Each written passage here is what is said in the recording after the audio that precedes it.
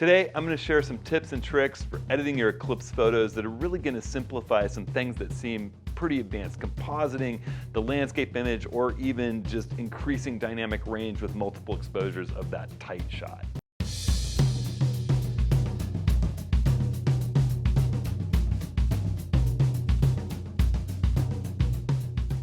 Well, hey everyone, it's Hudson. Welcome to this week's video. So I just got back from Mazatlan. We had an amazing total eclipse workshop.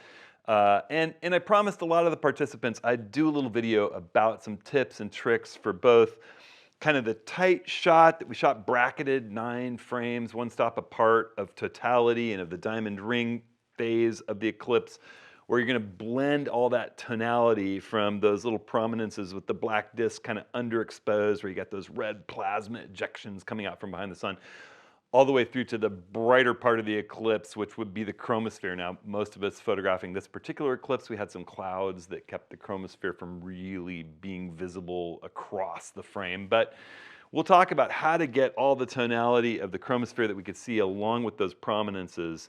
And then we're also going to talk about ways to really simply and easily composite those little images that you might have captured in landscape mode with a landscape, and then those just black images with those pieces of totality moving through it. And I'll use an image I captured in 2017 to talk about how you can really simply just open those and use a blending mode to easily put that whole thing together. It's a lot simpler than you might think. So let's stop talking about it. Let's jump in and have a look at some images. All right, so here in Lightroom Classic with some images from 2024's Eclipse from the workshop we ran in Mazatlan, along with some images to edit. And we'll run through a number of different types of edit: the composite, the merger of the 9 bracketed frames for totality, along with just some quick views of how a single edit can work out, as well as those partial eclipse shots. These are all images from this trip in the upper part, but we'll do a little composite from the 2017 great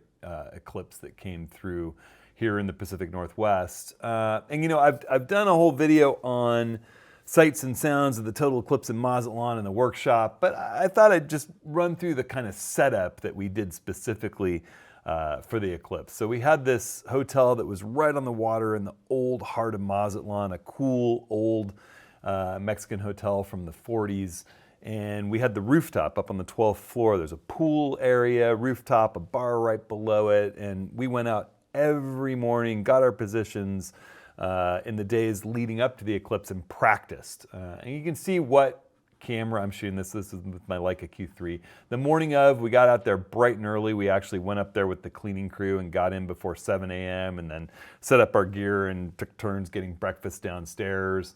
The beautiful morning, there was a little bit of high cloud. You know, everybody would have loved it to be perfectly clear, but not enough to block the sun. My family and one of my very best college friends, Sajal, and her son Dylan were there. We had more and more people coming into the pool area to see the eclipse. We were all set up with Fabio. Fabio wins the award for the workshop for coming the furthest distance. Shot with my 51.0. You can see that crazy shallow depth of field. He came all the way from Torino in Italy and was so much fun to have on the trip. I can't wait to spend more time with Fabio. And most of us were using the 16 stops of neutral density to capture the partial eclipse images as the moon started to eat into the sun. You can see there's a little sunspot right here. There were a couple people using solar filters, but I think 10 of the 12 of us were shooting with 16.5 stop or 10+6 stacked, which is what I did, Revolution case filters. There's Stacy and the kids, Sajal and Dylan, and just the crowd of folks looking up as the sun's getting smaller. Stacy's wearing these really cool Roca eclipse glasses that Roca sent me right before the eclipse, and testing them against the other glasses that we had out there, they were just really nice. I had a pair, Rick had a pair, Stacy had a pair. A couple people in the workshop lucked into grabbing those. They're awesome. For the next eclipse, look at what Roca has for eclipse glasses. They're called the Matadors. They were amazing. Big shout out to Roca. The CEO and founder is a Nikon shooter and a fan of the channel, and shot those to me to have at the eclipse, and I loved them. So here, you know, it's starting to get pretty darn small. As it got right before totality, it gets colder. People wanted to put on jackets. Fabio's suiting up there. You can see most of us were shooting with 100 to 400 millimeter lenses. And then it went into totality. The sky got crazy. These are shot with my Q3 wide open at 1.7, low light images. You can see Mark is framing up totality right on his LCD there. Look at that insanity of the light and the color. The shadows are just amazing. You know, we had a bit of high cloud, as you can see, but you know, you could still see, and it was just wondrous. I mean, this is the middle of the day, near noon in Mazatlan, and you know, we alternated between working and just taking it in. You know, I drilled everybody, you know, get ready to shoot your bracketed sets and then just enjoy those moments of totality that you have. I mean, it's just wondrous. It's amazing. There's Sam taking it in, John taking a cell phone shot, Rick over there, just like, I mean, what an amazing, amazing, amazing, amazing trip. And Sean, I think Sean's over there too. They were the Sony shooters. They stuck over in the corner. You can see all the locals just like, it was just an amazing time to all be together. You could hear people screaming down on the beach. Look at the city at near noon. Anyhow, so let's talk about some editing, all right? I talked everybody through capturing bracketed sets and blending those images. Here's a blend of mine of Bailey's beads as the sun was coming out. I'm going to talk about how to do these blends. It doesn't actually work just doing HDR, but I'll tell you, especially with a little bit of cloud like we had, the single exposures can be amazing. And this one in particular, I think you'll take a look at the artist here. This is my daughter, Pepper May, shooting with the Nikon Z50, the 50 to 250, racked out to 250, so the equivalent of 375 on full frame, handheld. And she nailed it, and Pike shot a few images right before her. They were sharing the camera with Sagel's son, Dylan. And I mean, all of them got just amazing shots. These are single frames of basically, if we didn't have that little bit of cloud cover kind of buzzing it out, these would be the diamond ring shots. And I think the kids got just as good an image of the diamond ring as I did. We couldn't really get that sun star because of the high cloud cover. So the first image I want to talk about, I'm actually going to go back to 2017. I didn't shoot the composite. I didn't set up for the landscape. You know, it was more about running the workshop and making sure we had a position to be able to capture that totality. And with the clouds and everything, I just didn't worry about it. But in 2017, we had different conditions in Oregon, and I did shoot the composite. And what I did was I set up, I looked at photographer's ephemeris, I framed up the tree, or I actually was using Sun Surveyor, I think. I saw exactly what the line was going to be, and we were there very, very early in the morning to avoid traffic. And I just started, you know, long before totality started, I started an intervalometer shooting the sun through neutral density every 5 minutes. And then during totality, I took the filtration off, got my totality shot with the tree. And so what I have is my shot of totality, and then I have these 33 images. I have them all stacked right here. But these are the 16 stop neutral density shots. I believe I was using my 35 millimeter Zeiss 2.0.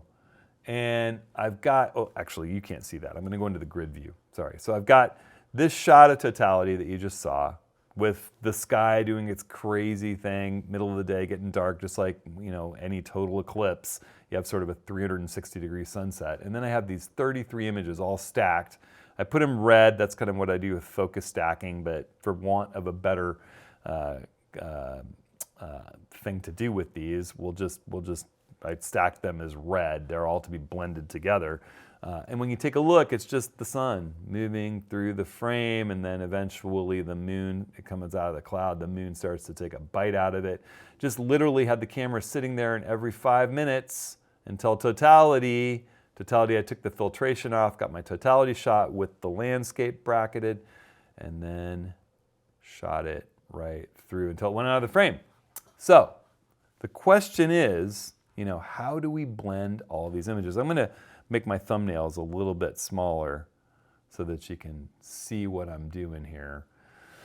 So I've got my base image of totality, and I've got these 33 images of the partial eclipse that are just pure black. And this is one of those moves where we're actually gonna jump into Photoshop. You're gonna edit your base image to get the look that you want, all right? You get that edited how you like. And then you're gonna select that base image along with all your partial eclipse images, all right? You've edited your base image like it's a landscape shot. We're gonna select all of them, all right? So we have 34 images selected right now, all right? And you're gonna right-click that whole huge stack of images, and we're gonna drop down into Edit In, and instead of just saying Edit in Photoshop, we're gonna go into Photoshop to do this. It's gonna make it really easy, and I swear, even though it's Photoshop, this is gonna be easy, all right? And what we're gonna do is go to the bottom of that list under Edit In, and we're gonna say Open as Layers in Photoshop. I'm gonna click, and you're gonna watch Photoshop fire up, and it's gonna load in each and every one of these images. See, here they come. And I'm gonna actually switch my, my view. Well, you can't see. It's loading them all into a single image. I have the wrong view. I have two monitors, and I'm gonna switch it over so you can see the layers in a minute. I have to wait for all these to load. You can see it's sort of loading each one. What it's doing is it's loading each one as a layer in the same image file. And it'll make more sense when I show you what those layers look like. The layers are loading on my second screen, but you can see the sun's marching across the frame as each layer loads in. So each one of those raw files is being loaded as a layer into a, into a single Photoshop document. Okay, don't think of it as much of an image file as an editing document within Photoshop. And I'm watching them load in. There's not too many more to go. It's going to load the base image, obviously, at the very end here. Almost to the very first sun. Should be the base image next. There it is. Okay. And I'm going to switch my workspace. Should have done this before. Single screen video. So this is for you guys to be able to see while I'm recording this screen and not the other. We got totality, and we've got all 33 images loaded as layers. All right. If you don't see layers, you can always go up here into Window and make sure that Layers is checked, which it is.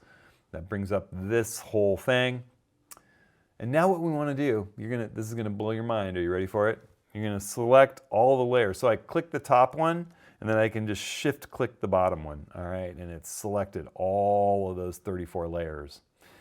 And right here, if you hover over this, you get tooltips, right? Right here, all right, you get this where it says normal, all right? We're going to click that. That's a blending mode. How is it blending all these layers together? And under normal, it just shows you each layer 100%. The one on top obliterates the next one, obliterates the next one. So, right, you're only seeing what's on top. But you can tell it, blend these things in a special way. And what I want to tell it is to blend it so that only an element of a layer that's lighter than the other layers will show through.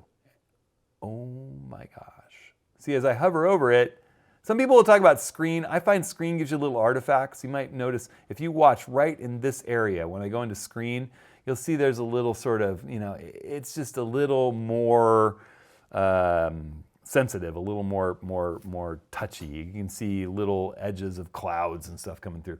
Lighten really is a little bit more nuanced when it comes to this kind of eclipse blending. I like lighten as the blend. And literally all we have to do is click lighten, click, all right? And then the last thing we would do to make, if you saved this right now, it would be like, it would be gigabytes and gigabytes sized file, because each one of these raw files would be saved into it. It would have all of the size of each of those raw files compiled together. Instead, we're going to go layer, the layer menu, because what we want to do is get rid of all these layers, and we just say flatten image. Boom, done. If you save this now, it's going to bring you right back into Lightroom with this file sitting there. Done and done. All right. It's that easy.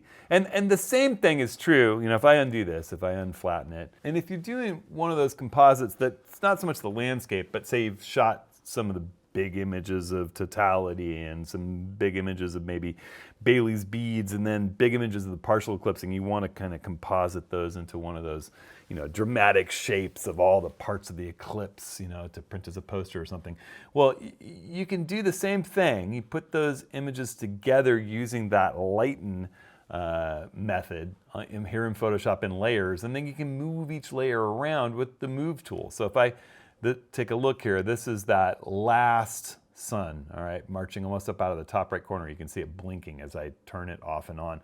I could drag that up to the top. make sure I have my move tool, and I could just start moving it around and putting it wherever in the frame that I want. All right, that's simple. I'm gonna hit Command Z and undo that, but that'll work. Before, again, you save this back into Lightroom, you wanna make sure, like I said before, that you're over here in Layer and you flatten the image so that it's smaller. It's easy enough to open up all these images again.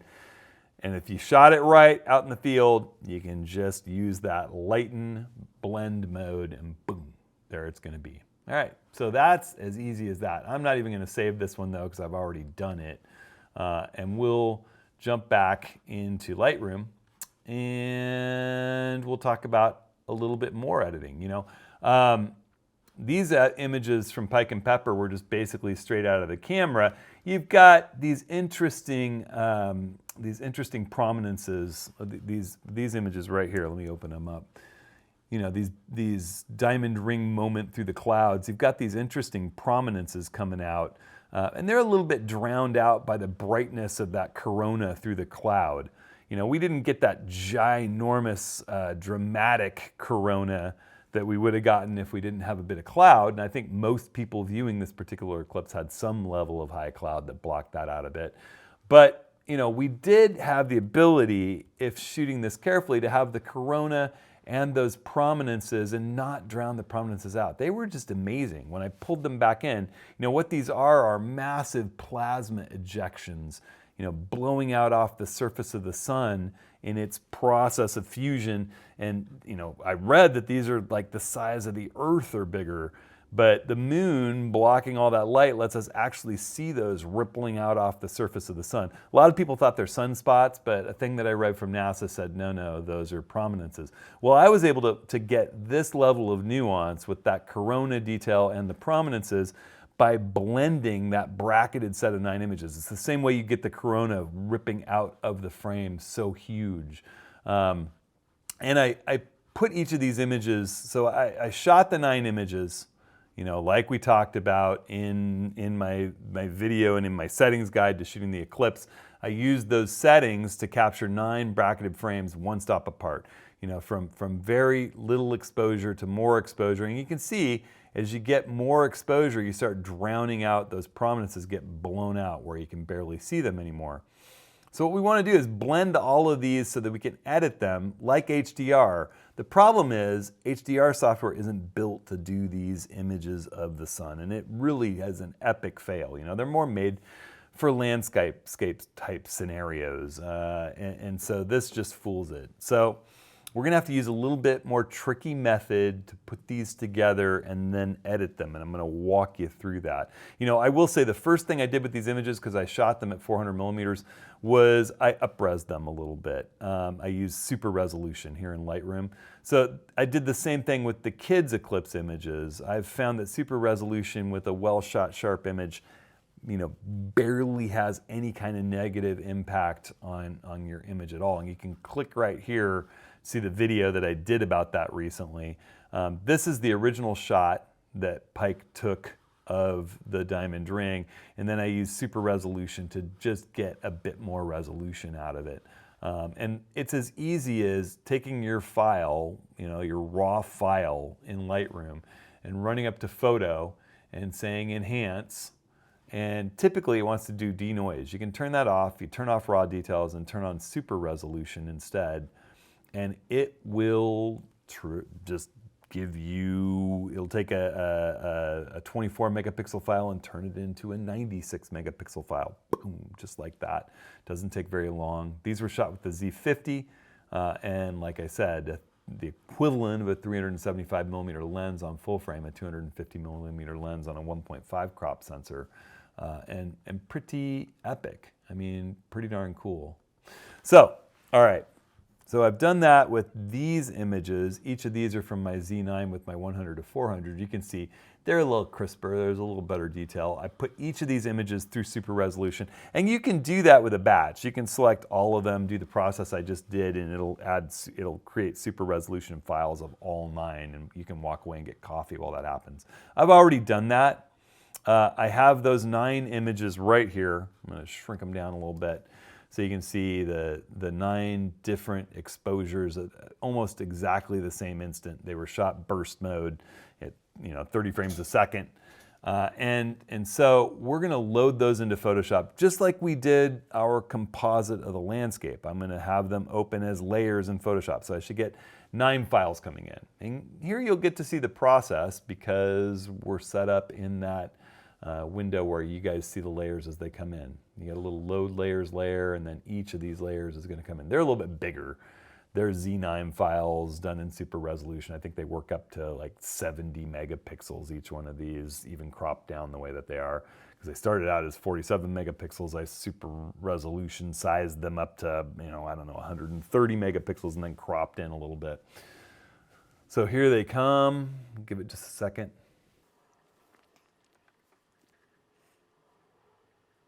There we go. We've got all of them are just about loaded in. This should be the last one locking in here. There we go. All right.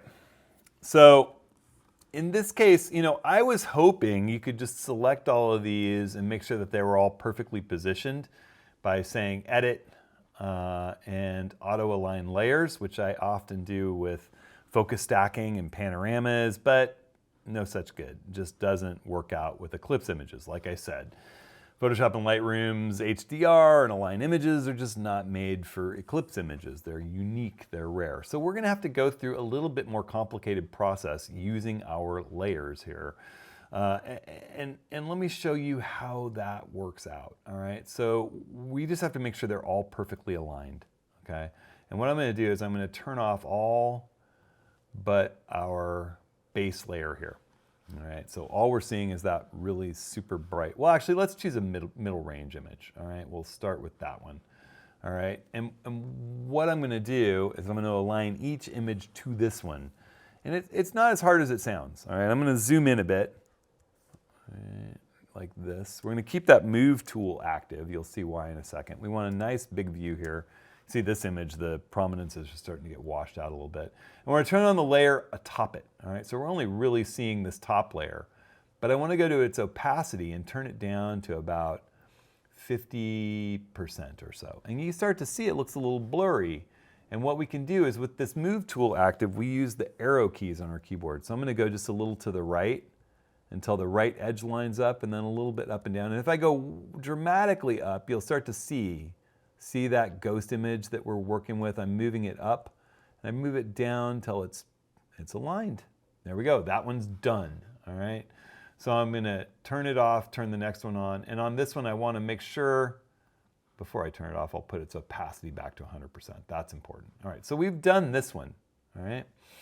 Now we're going to do this one. We light it up. So that's the one we're seeing. And I'm going to turn its opacity down again.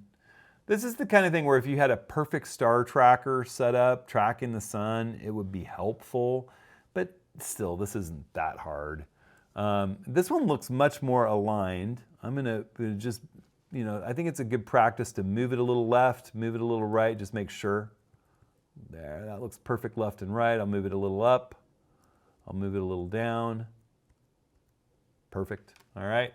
And we can turn its opacity back to 100%, turn on the next one, turn it off. Those two are done, all right? I'm not gonna make you watch this entire process. I'm gonna do exactly the same thing for each one of these images. And what I'll do is I'll just speed it up. You can kind of watch me do it, but you're gonna watch me do it at warp speed, okay? How's that sound?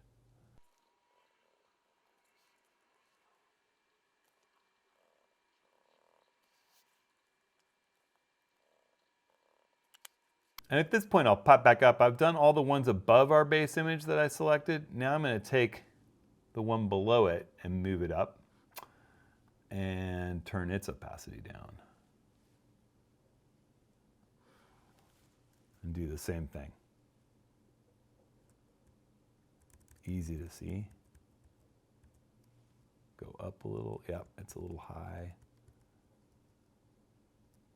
And all this is just because, the Earth is turning as we orbit around the sun. All right, so that one's done. All right, I'm going to turn that back up to 100%, turn it off. I'll grab this one now. Only 2 more to go. I'll speed it up for you.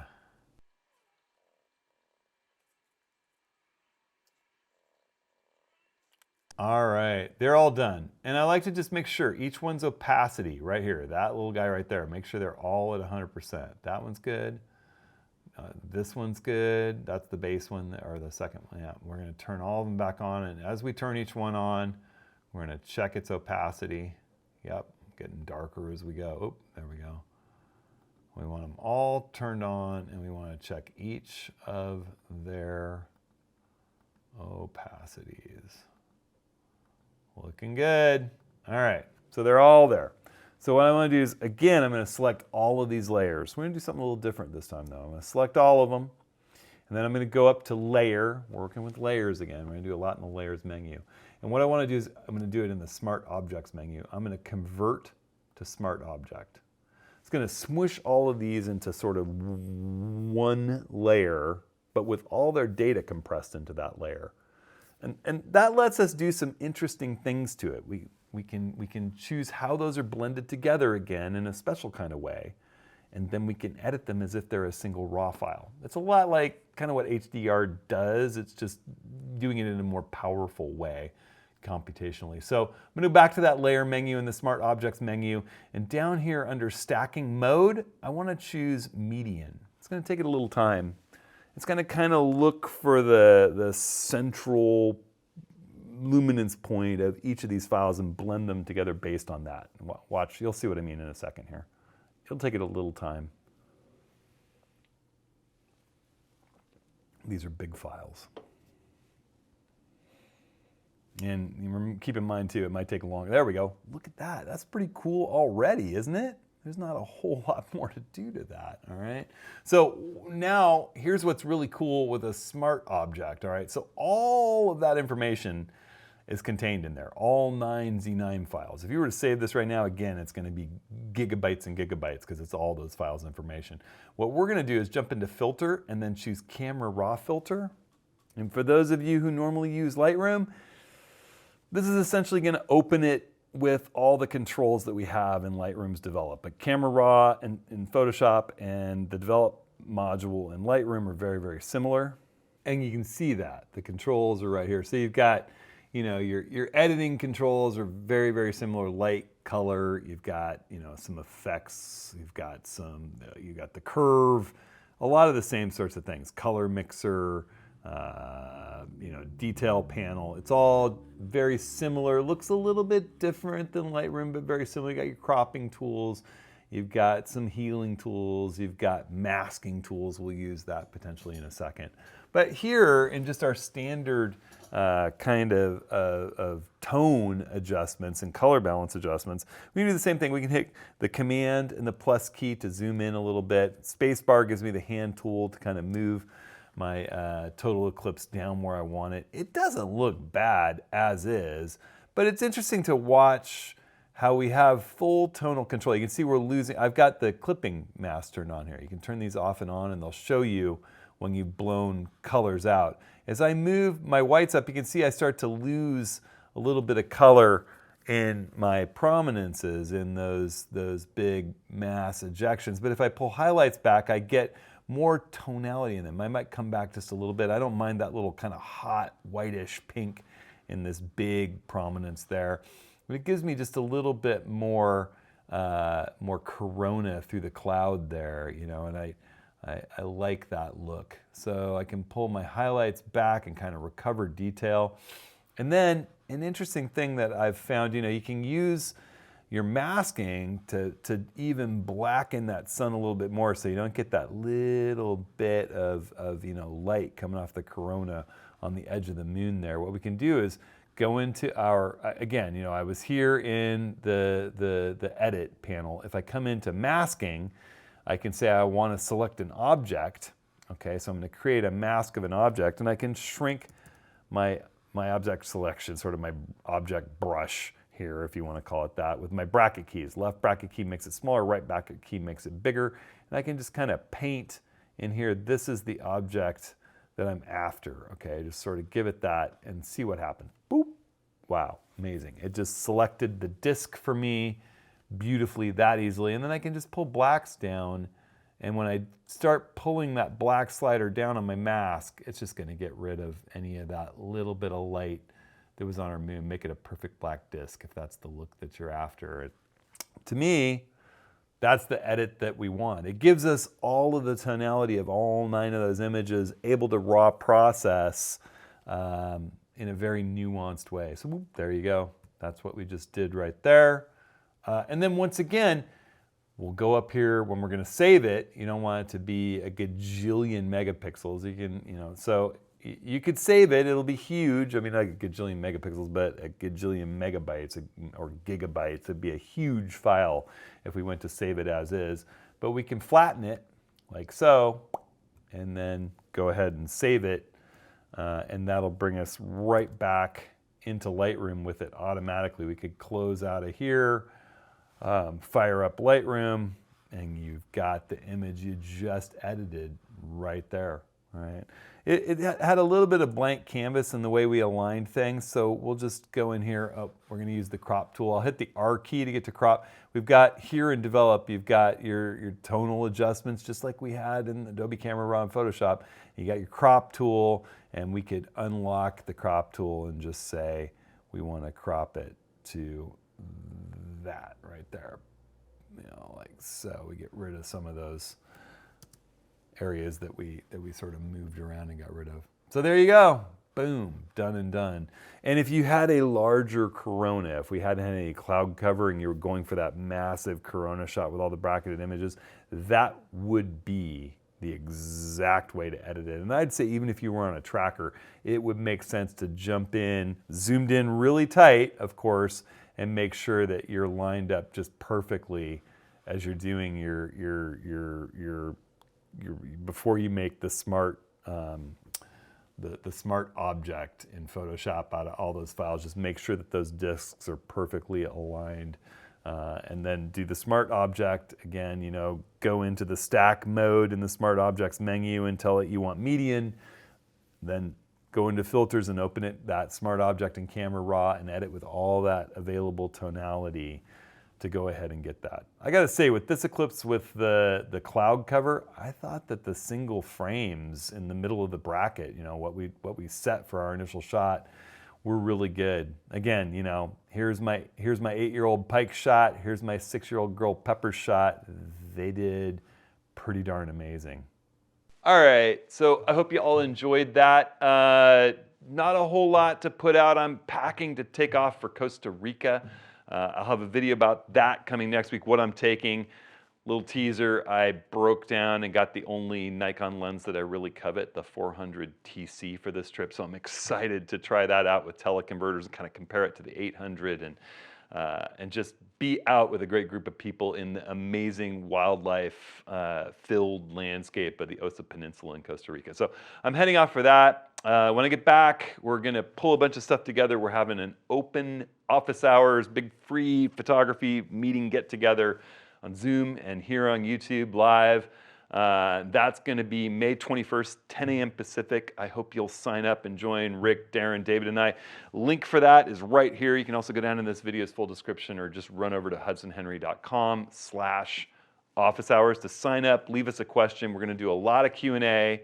And we're going to talk a little bit about why Lightroom Classic is my preferred choice and most of the photographers that I know's preferred choice over Lightroom CC, but why some people might prefer Lightroom CC, the more cloud-based version of Lightroom. So we'll have a little dialogue about how those two differ and what makes Lightroom Classic much more powerful for me and for some more advanced users with larger libraries of images. So I look forward to hearing what all of you think about that. I hope you'll leave a question. It's also just an open Q&A for anything you all want to talk about.